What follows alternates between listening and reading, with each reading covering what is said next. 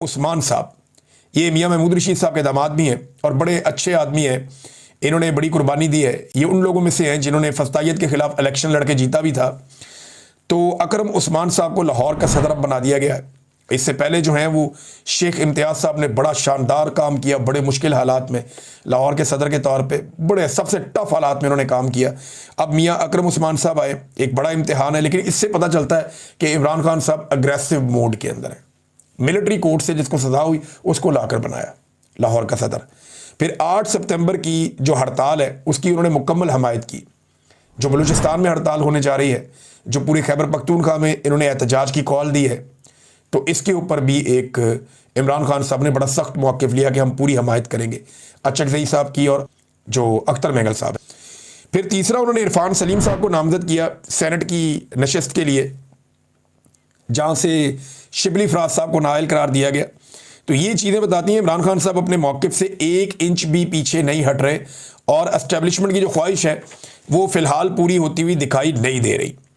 इस वक्त इमरान खान साहब नाज़रीन जो गिरफ्तार हैं वो अल-कादर ट्रस्ट केस के अंदर गिरफ्तार हैं। ये मैं ज़रा थोड़ा आपको बताऊं कि वो अंदर क्यों हैं।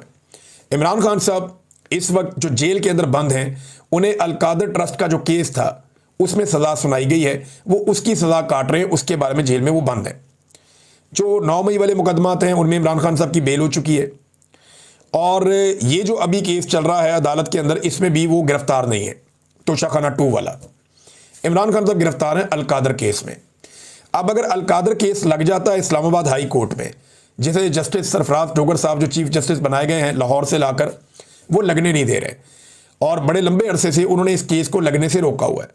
वकील ये कहते हैं जैसे ही हाई कोर्ट में लगेगा, ये चंद घंटों का केस है, हम पहली दूसरी पेशी पे इमरान खान साहब को बाहर ले आएंगे।